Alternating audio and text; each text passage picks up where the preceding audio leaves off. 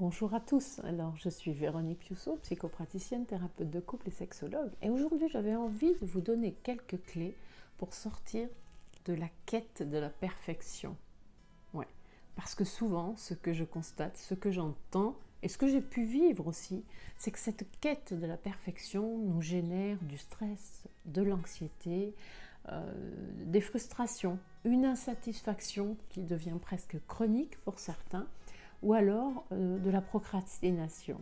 Certains me disent oui, alors là je réfléchis, le pour, le contre, ou alors là je veux que ça soit parfait, donc finalement je ne fais jamais.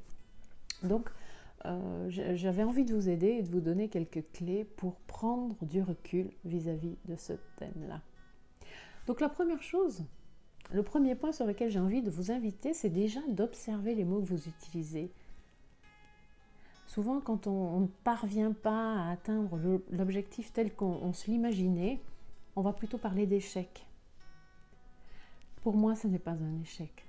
C'est une expérience. C'est une expérience, un pas en avant, où nous allons pouvoir affiner, réorienter, affûter un petit peu notre idée, là, pour voir si le sens dans lequel on va nous convient.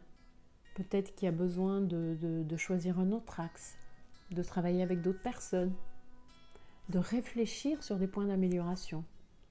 Donc c'est une expérience, comme tout apprentissage, qui nous fait grandir. Donc changeons notre vocabulaire, notre perception, ça n'est pas un échec, c'est une expérience. Les plus grandes réussites ne se sont pas faites d'un claquement de doigts. Il y a fallu souvent plusieurs itérations. Le deuxième point dont je voulais vous parler, c'est de se détacher du jugement. Ouais. Le jugement par rapport à vous-même et le jugement par rapport aux autres. Parce qu'en général, quand on est très exigeant envers soi, on l'est envers les autres aussi. Et en fait, ça nous pourrit la vie. Ça nous pourrit notre quotidien. Donc apprendre à se détacher du jugement, c'est aussi arrêter de se prendre un peu trop au sérieux. Mettez de la joie dans votre vie. Mettez de l'humour, vous verrez, ça aidera. Ça allège un petit peu les choses. Le troisième point dont je voulais vous parler, c'est de passer à l'action. Passer à l'action en visant l'excellence et non plus la perfection. Si je vise l'excellence, je vais faire de mon mieux, en ayant conscience qu'il peut y avoir des aléas sur mon parcours, en ayant conscience qu'il y aura des axes d'amélioration. J'aurais fait de mon mieux à ce moment-là, avec qui je suis, avec les compétences que j'ai. Et ça peut évoluer au fil du temps. Mais au jour J, je vais faire de mon mieux. Avec mon niveau d'émotion, mon niveau intellectuel, mes compétences manuelles, les apprentissages, enfin, peu importe, suivant. C'est ça l'important. Ça nous allège. Le quatrième point, si vous voulez que ce soit parfait, adressez-vous à des personnes qui sont compétentes pour ça. Apprenez à déléguer. Apprenez à utiliser les compétences des autres pour vous soulager, pour vous détendre. Et les autres se feront probablement un plaisir de vous aider. Le cinquième point, c'est vous rappeler que lorsque vous cherchez la perfection, vous êtes dans une sorte de contrôle.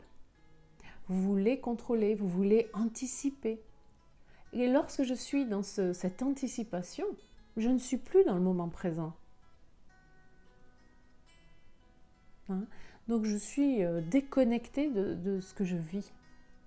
Donc se reconnecter à l'instant présent, c'est un point précieux aussi pour sortir du lâcher-prise, du perfectionnisme. Voilà. Changer notre vocabulaire. Ne pas voir des échecs, mais plutôt des expériences. Cesser le plus possible d'être dans le jugement de soi ou des autres. Passer à l'action en visant l'excellence et non plus la perfection. apprendre à déléguer et reconnecter avec le moment présent. C'est un travail de tous les jours et ça en vaut tellement la peine. Alors j'espère que ces quelques points vous auront aidé. Dites-moi en commentaire. N'hésitez pas, si vous pensez que la vidéo peut aider quelqu'un, à la partager ou à la liker. Je me réjouis de vous lire. Peut-être avez-vous d'autres petites astuces. Partagez-les avec nous. Ça nous aidera à avancer. À bientôt.